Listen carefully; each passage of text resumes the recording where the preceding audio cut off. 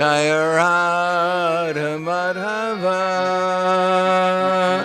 Jaya Kunja Bihari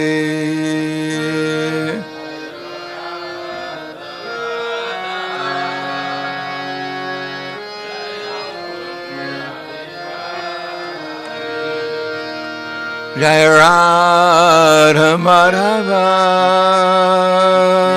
Jaya Kunja Bihari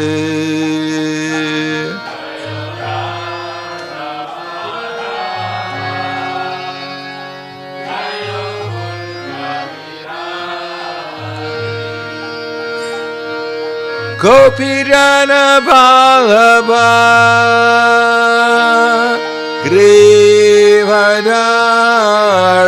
Grivadari Jaya Grivadari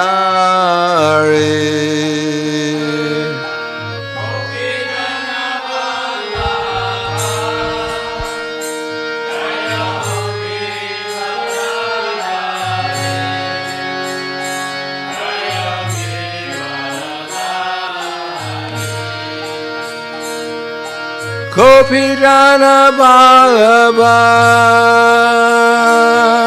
Grivadari Jaya Grivadari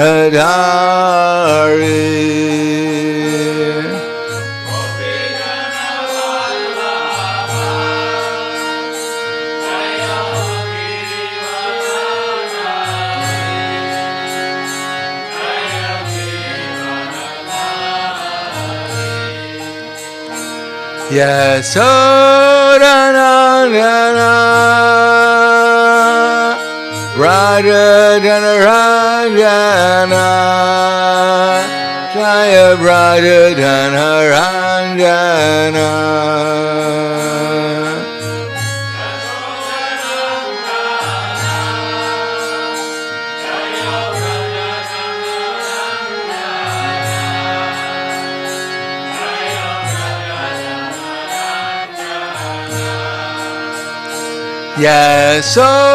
Yasodanandana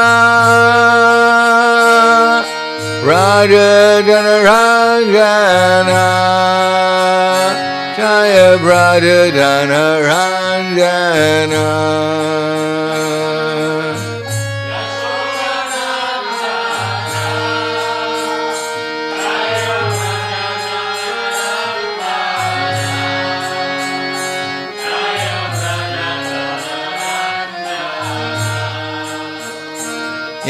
Yamuna Tiravarachari Jaya Kunja Bihari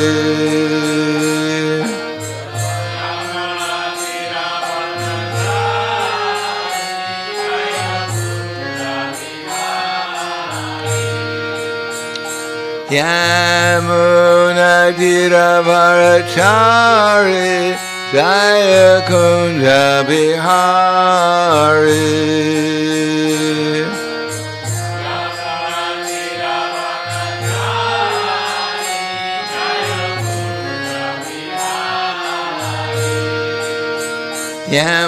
Yamuna Tiravarachari Jaya Kunja Bihari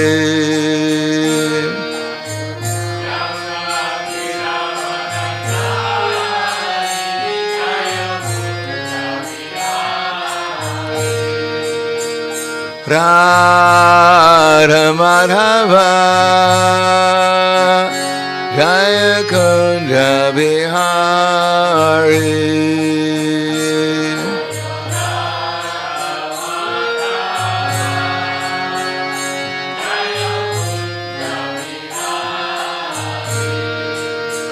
Jaya Radha Madhava Jaya Kunja Bihari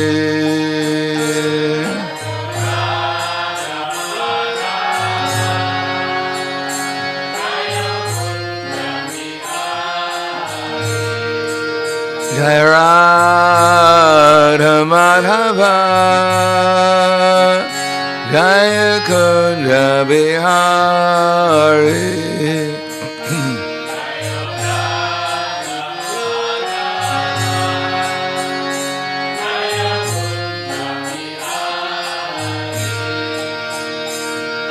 Kopilana Bhava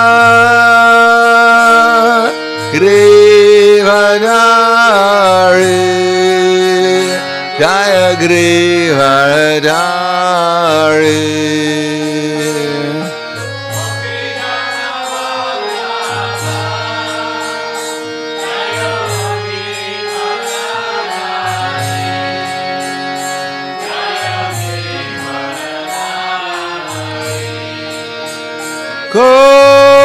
Kopidana Bhava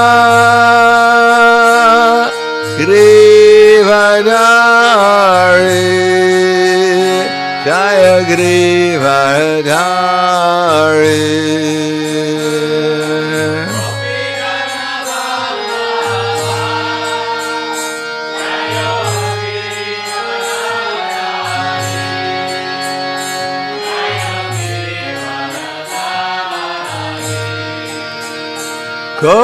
Kopidana Bhava Grivadari Jaya Grivadari.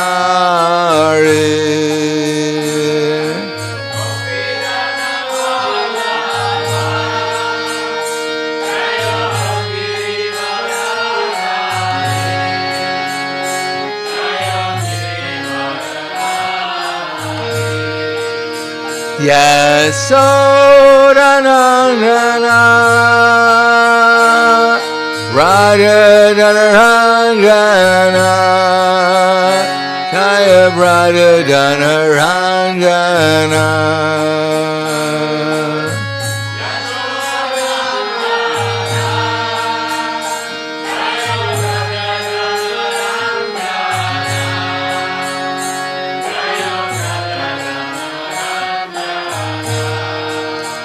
Yasodanandana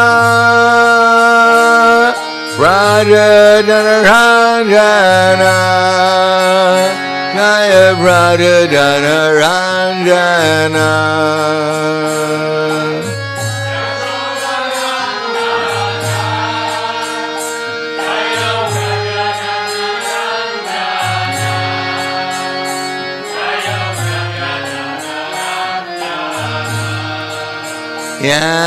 Yamuna Tira Varachari Jaya Kunja Vihari.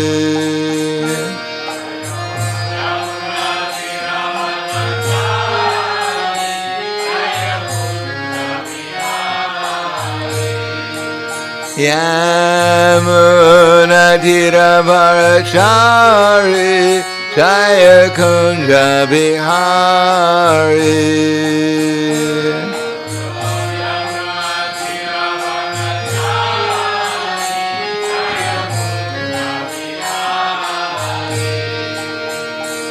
Yamuna Tira Varachari Jaya Kunja Bihari.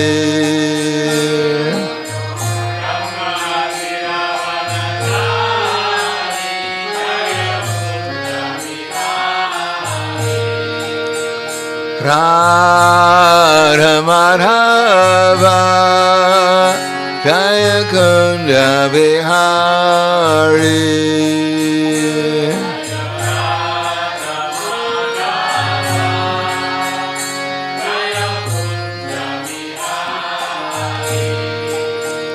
Jaya Radha Madhava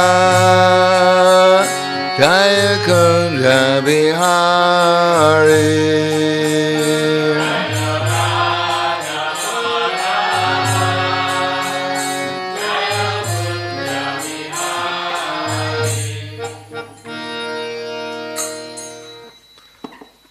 Jayam Vishnupad Paramahansa Bharvadakshaya Asadhara Satushi Shiman.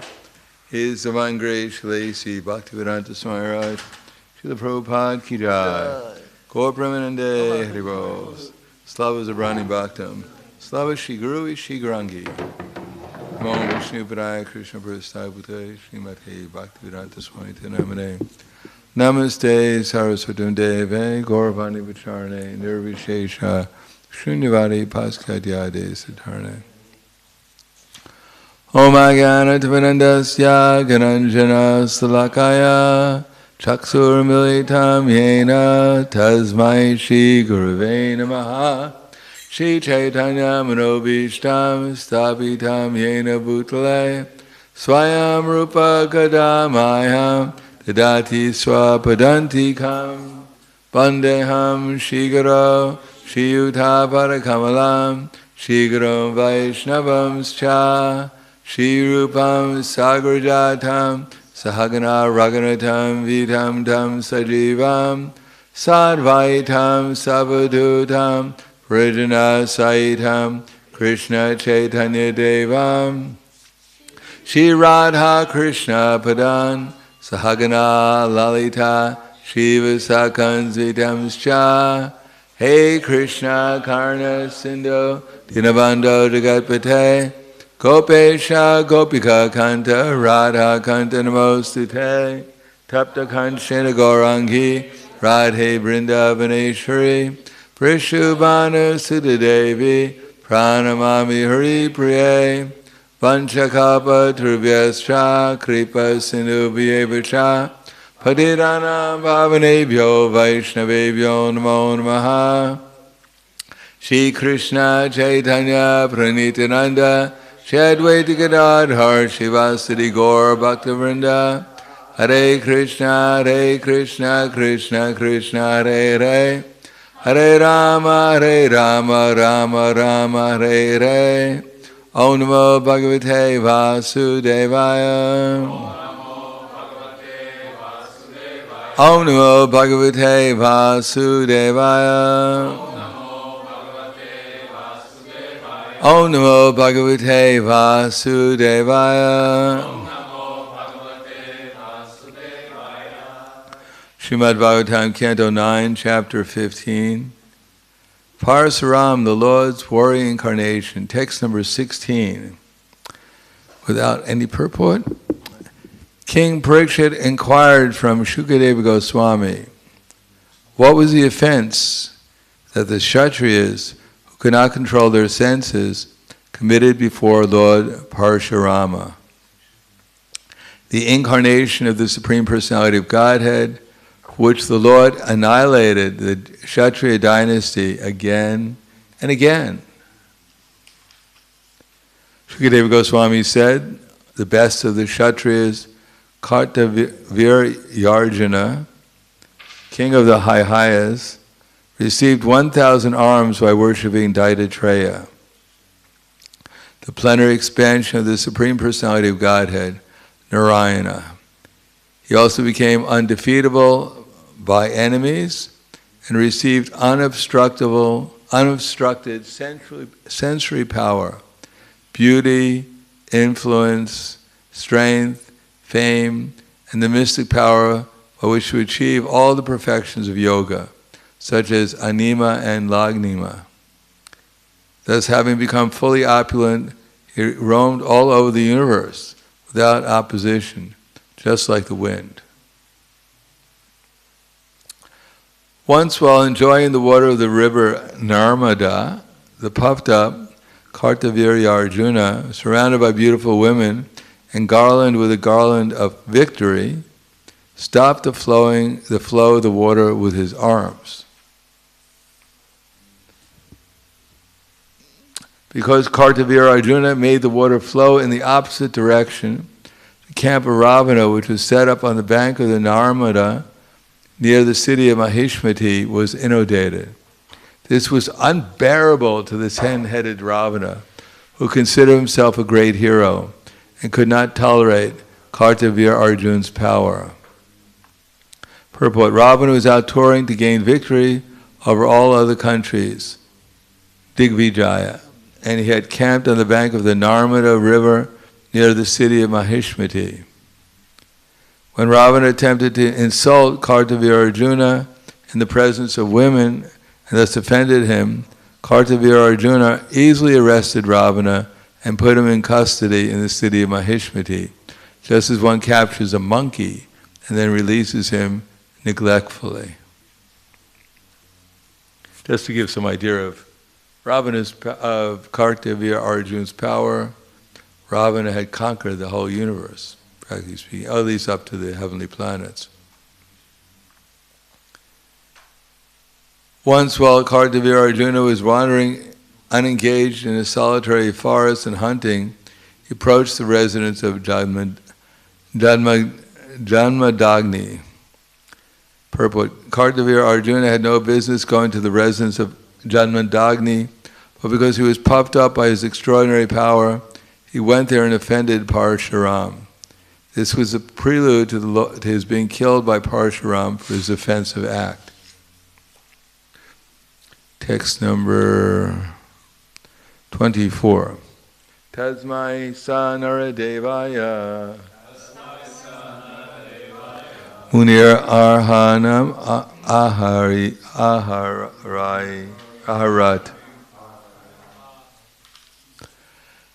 Sasanyat Matmya Vahaya Avishmatya Tapodanam Tasmai Sanaradevaya Munir Arhanam Aharat Sasanyatma Vahaya Sasanyatma Vahaya Havishatmatya Tapodanam.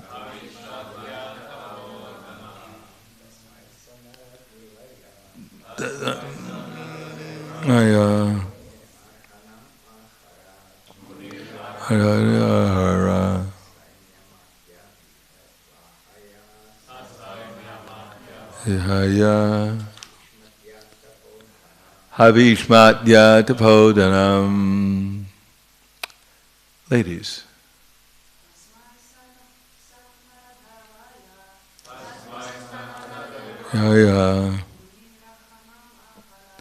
Munir Aharnam Aharat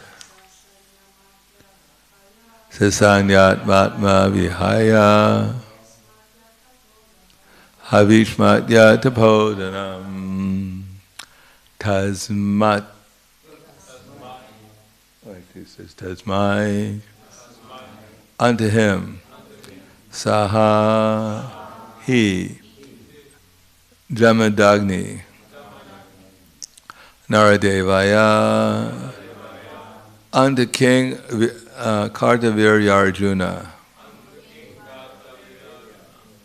Muni, the great sage, Arhanam, paraphernalia for worship, Aharat, offered, Sasanya, with his soldiers,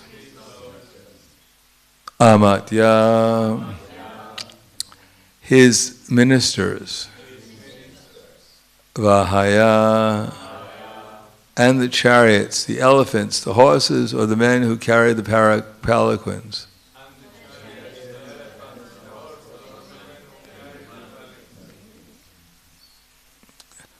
Havishatma, because of possessing a kamadhenu, a cow that could supply everything.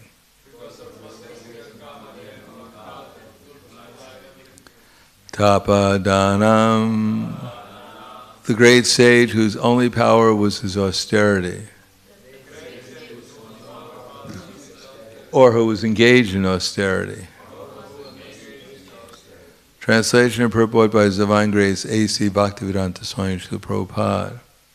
The sage Janmadagni, who was engaged in great austerities in the forest, received the king very well, along with the king's soldiers, ministers, and chariot carriers. He supplied all the necessities to worship these guests, for he possessed a kamadhenu, a cow that was able to supply everything. Purport. The Brahma Samhita informs us that the spiritual world, and especially the planet Goloka Vrindavan, where Krishna lives, is full of Sarabi cows. Sarabi Abhi Palyantam. The Sarabi cow is also called Kamadena, Kamadenu. Although Jamnadagni possessed only one Kamadenu, he was able to get from it everything desirable. Thus he was able to receive the king, along with the king's great numbers of followers, ministers, soldiers, animals, and palanquin carriers. When we speak of a king, we understand that he is accompanied by many followers. Janmadagni was able to receive all the king's followers properly and feed them sumptuously with food prepared in ghee. The king was astonished at how opulent Janmadagni was, because possessing only one cow, and therefore he became envious of the great sage. This was the beginning of his offense. Parasuram, the incarnation of the Supreme Personality of Godhead, killed Kartavira Arjuna, because Kartavira Arjuna was too proud. One may possess unusual opulence in this material world, but if one becomes puffed up and acts whimsically, he will be punished by the Supreme Personality of Godhead. This is the lesson we learn from the history in which Parasuram became angry at Kartavira Arjuna and killed him, and rid the entire world of Kshatriyas 21 times.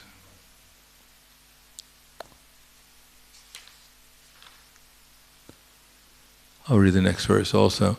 Kartavira Arjuna thought that Janmadagni was more powerful and wealthy than himself, because possessing a jewel in the form of the Kamadenu. Therefore he and his own men, the Hahayas, were not very much appreciative of Janmadagni's reception. On the contrary, they wanted to possess that Kamadenu, which was useful for the execution of the Agnihotra sacrifice. Purport, Janmadagni was more powerful than Kartavira Arjuna, who was performing the Agnihotra Yagya with clarified butter received from the Kamadenu. Not everyone can be expected to possess such a cow. Nonetheless, an ordinary man may possess an ordinary cow, give protection to this animal, take sufficient milk from it, and engage the milk to produce butter and clarified ghee, especially for performing the Agnihotra Yagya. Instead of doing the Nishinga Yagya, perhaps we can do some Agnihotra Yagyas too.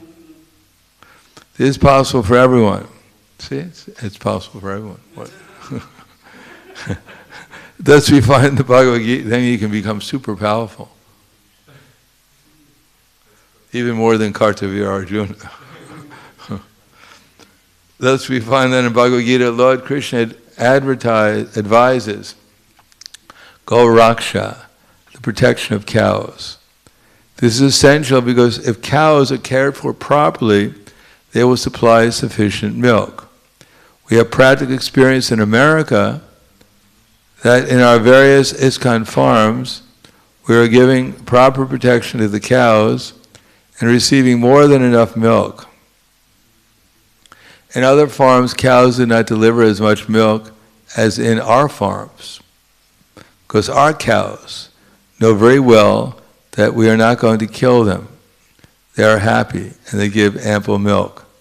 Therefore, this instruction given by Lord Krishna, Go Raksha, is extremely meaningful. The whole world must learn from Krishna how to live happily without scarcity, simply by producing food grains, anad bhavati bhutani, and giving protection to the cows. Go Raksha. Krishi Go Raksha Vanijam, Vaishya Karma Sabhavajam. Those who belong to the third level of human society, namely the mercantile people, must keep land for producing food grains and giving protection to cows. This is the injunction of Bhagavad Gita in the matter of protecting the cows.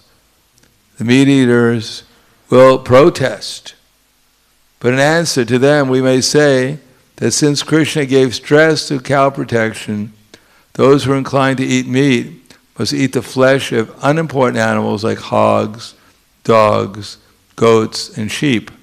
But they should not touch the life of the cows, for this is destructive to the spiritual advancement of human society.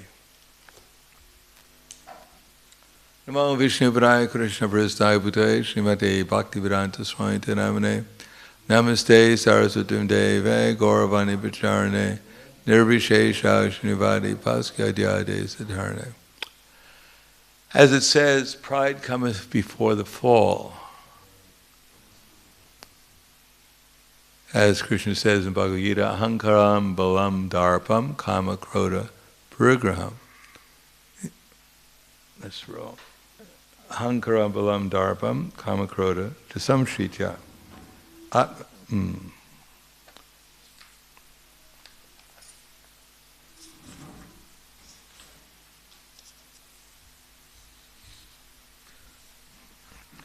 Mam Atma Paradareshu Pravishanti Pyasuyakaha. Bewildered by false ego, strength, pride, lust, and anger, the demoniac become envious of the Supreme Personality of Godhead, who is situated in their own bodies and in the bodies of others, and blaspheme against the real religion. Dambo Darpa Bhimanascha Krodha Purusham Evacha Agana Ajasya Partha Sampadam Asrim. There are certain qualities of those who are demoniac, Damba. And the first one mentioned is, what is the difference between Dambo, Darpa? Darpa means pride, and so Damba means Dambo, Darpa, Bhimastra, Krodha, Purusham, Evacha, Agana, Asyasya, Partha Sampadam, Asrim.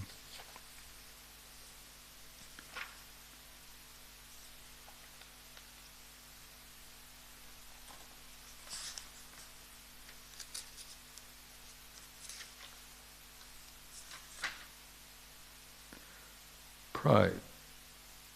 Well, interesting enough. Here, Dambo is pride, and Darpa here is ignorance. And when we're reading later on the chapter, later on, it's the verse I quote, Ahankaram Balam Darpam, Karma Krodha Parigram, Samshrita. Here, Darpam is pride, and there, Darpam is arrogance. I guess they're quite similar to each other. If you're proud, you usually become arrogant. Because in this age, everyone is proud. Even the pauper is proud of his penny. We've been instructed by education, either by our parents or by others, how to become proud.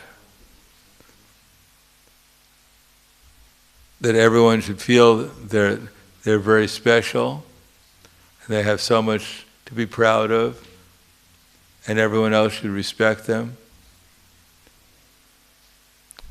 And if one is not respected, then one becomes very disturbed. How dare you not respect me? So, ahankaram, this is due to ahankara, falsely identifying ourselves with the body. Now, every body is a manifestation of Krishna's energy, whether it's being used in the spiritual energy, under the internal energy, or it's being utilized under the external energy. But still, it's Krishna's energy. Therefore, it's something appreciable about every living entity, because it's Krishna's energy. But we're only very tiny.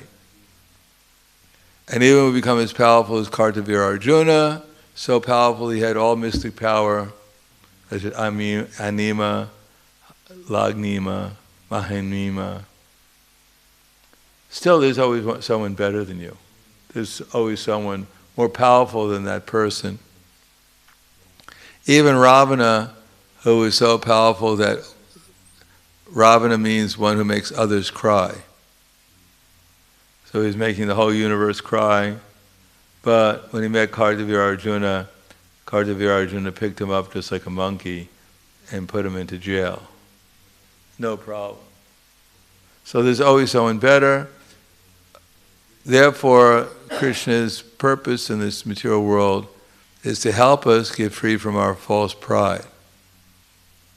As a matter of fact, because of our false pride, we forget Krishna.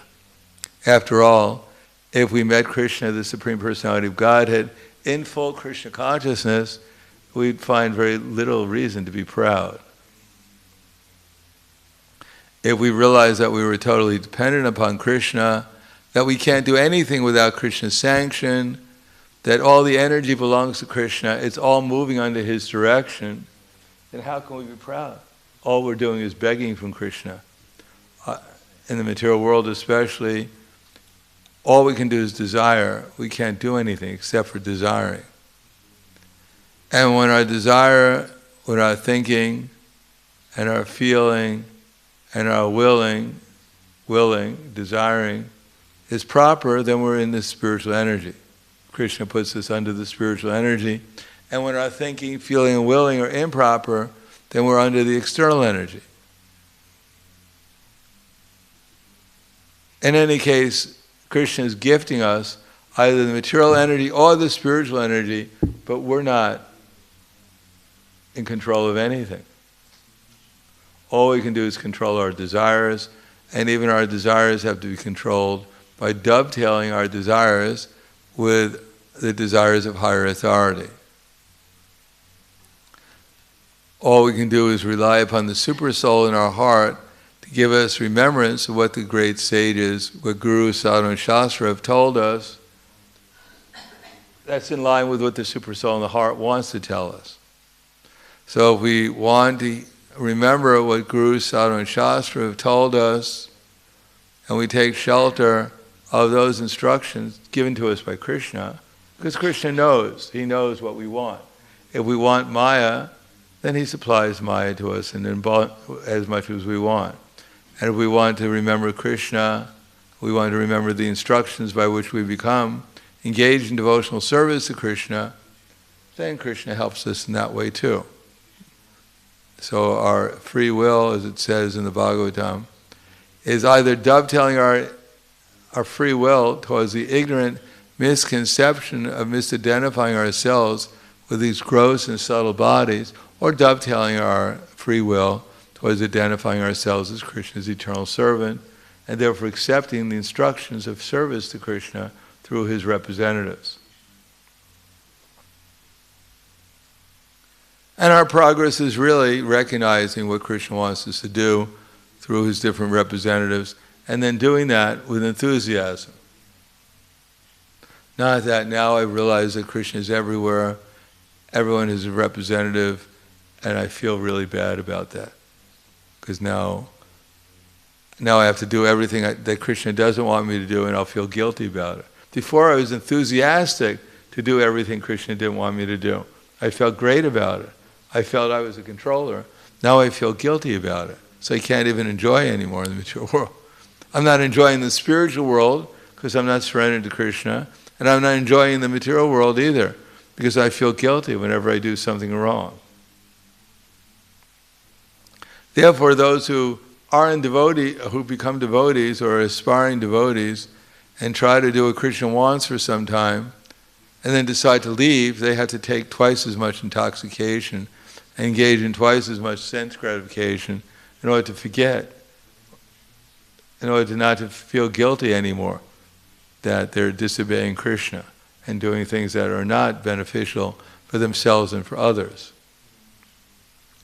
And anyhow, ahankara will always help us out if we want to be in Maya. And Krishna will always help us out if we want to get free from ahankara and understand gopi bharata parakamalaya dasa dasa anudasa. They both work together.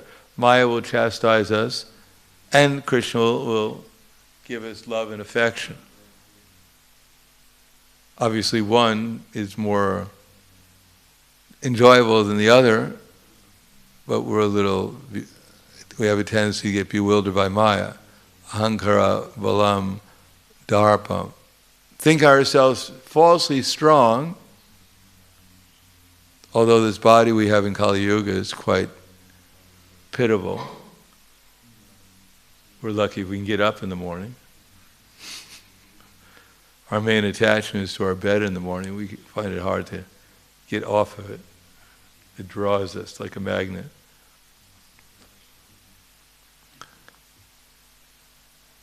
And hankara balam darapam.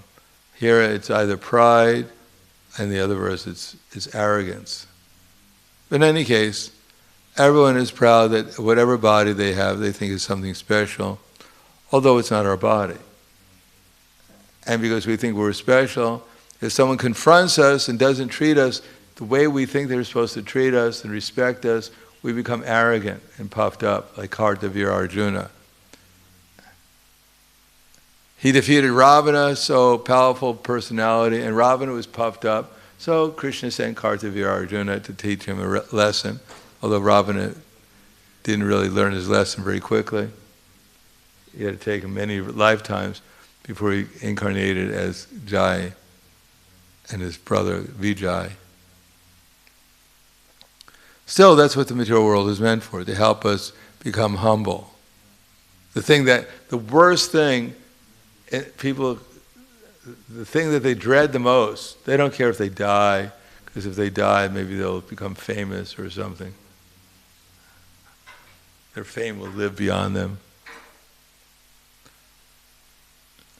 They'll come back as a ghost and hear their praises being glorified by the other demons. People are not afraid of, they're afraid, but they're especially afraid of becoming humble, becoming humbled, bowing down.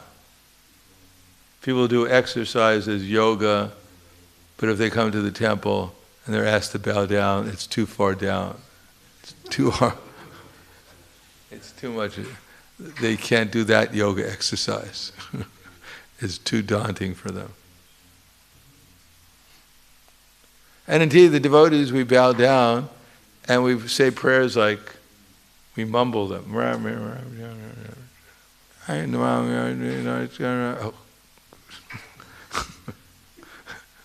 Because we do it for the exercise. But actually the prayer is supposed to be that we're in the mood of a servant. But that's the last thing we want to do. Develop the mood of a servant. Servants, you can buy a servant dime a dozen.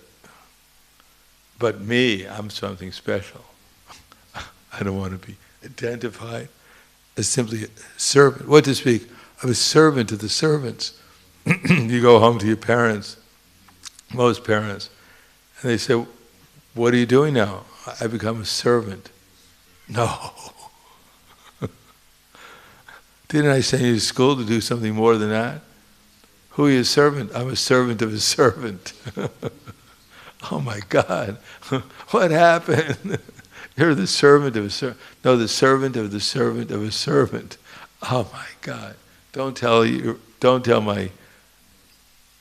brothers and sisters, don't tell anyone else, don't tell my friends. This is embarrassing.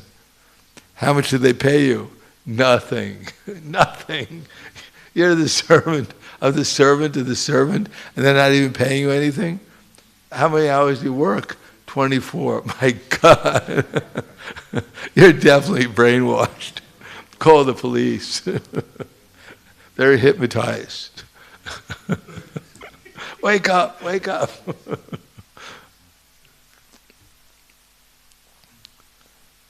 What do you do? I go out and collect money. Oh, that's good. What do you do with it? I give it to the big boss.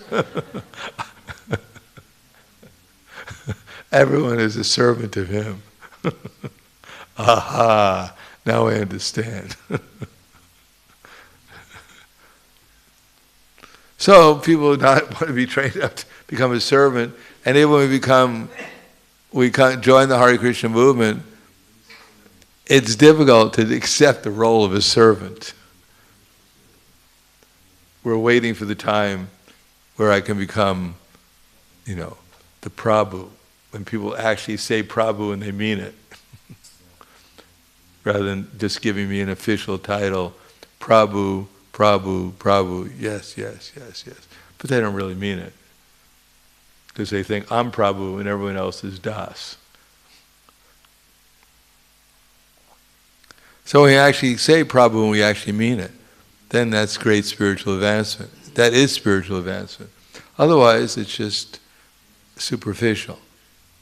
We don't have, just like we bow down before the deities and we don't really meditate on what we're doing, we're not in the mood of what we're doing, then it's just all superficial. Probably used to call it jackknife. Boom, boom. It's like you hit the floor and you bounce up. Because the mood isn't, but we're trying to cultivate the mood so that our hankara diminishes and we can actually experience how nice it would be to be the servant of the servant of the servant of Krishna. That even Krishna comes as Chaitanya Mahaprabhu, not to become God, but to become the servant of his servants. Chaitanya Mahaprabhu used to wash his servants' clothes, he used to feed them with his own hands prasadam. Sometimes he touched their bodies.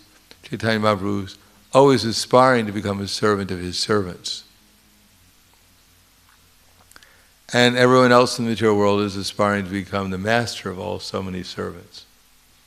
Although one is never the master in the material world, the conditioned soul is always a servant of his material senses and desires, imagining himself to be a master, until someone else comes along and shows him that he's actually a servant.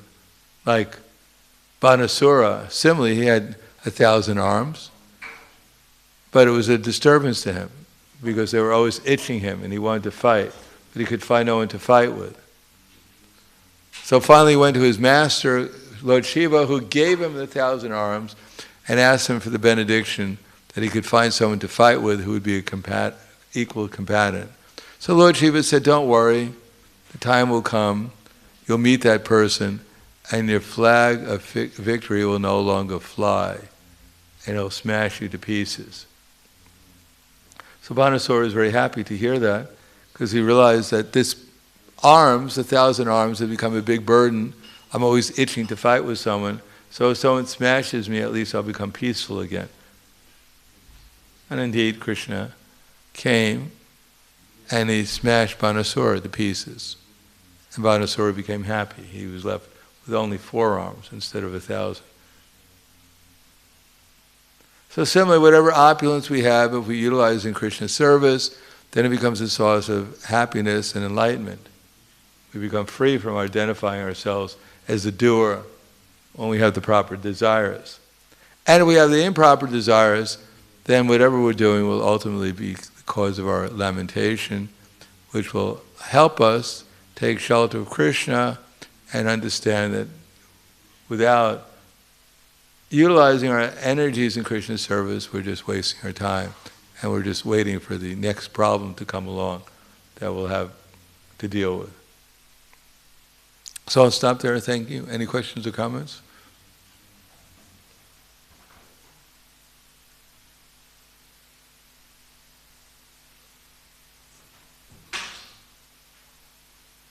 Everything becomes very quiet.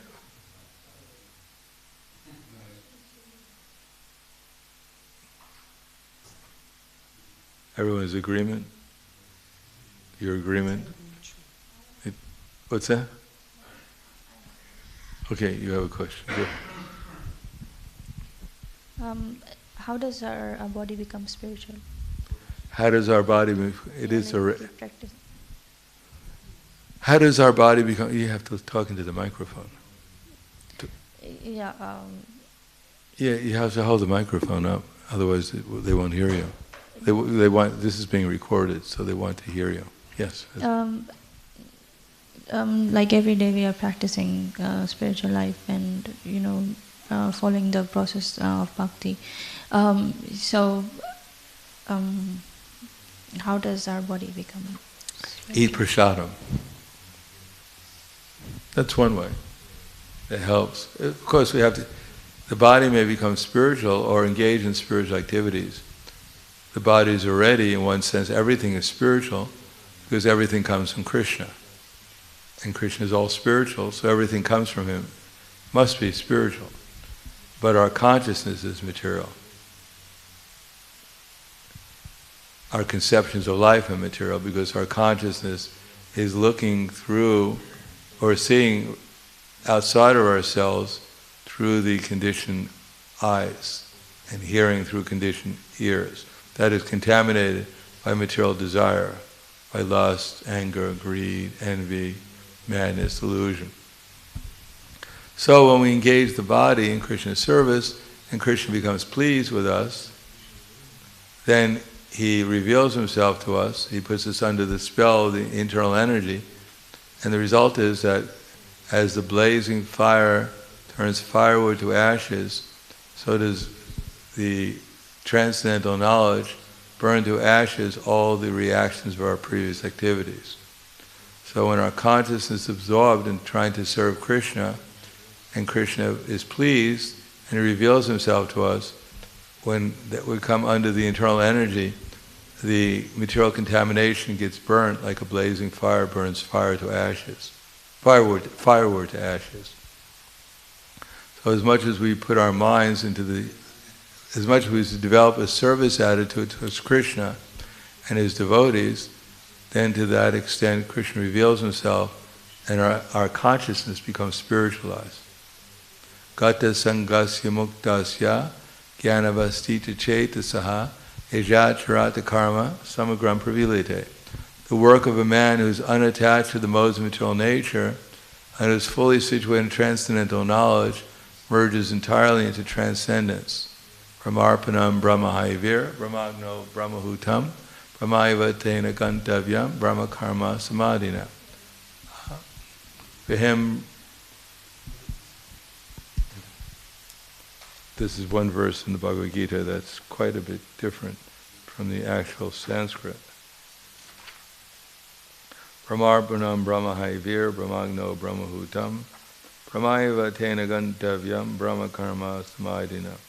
Person is sure to attain the spiritual kingdom because of his full contribution to spiritual activities, which the consummation is absolute, and that which is offered is of the same spiritual nature.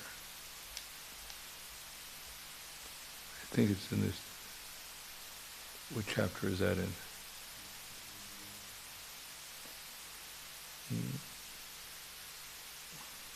Should be in chapter 5. 424, that I was looking for. 424. So Prabhupada writes, the more the activities of the material world are performed in Krishna consciousness, or for Vishnu only, the more the atmosphere becomes spiritualized by complete absorption.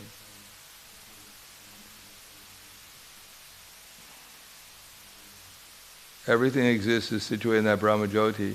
When the Jyoti is covered by illusion, maya or sense gratification, it's called material. This material veil can be removed at once by Krishna consciousness. Thus the offering for the sake of Krishna consciousness, the consuming agent of such an offering or contribution, the process of consumption, the contributor, and the results are all combined together, Brahman, or the absolute truth. So, if we do our service to please Krishna, what Krishna wants us to do, then Krishna will help our minds become absorbed in Krishna consciousness, because he'll reveal himself. Then we'll realize how everything is spiritual. Anything else? Okay. Khala Grantaraj Srimad Bhagavatam ki jai, Srila Prabhupada ki jai, Gaur Premanande.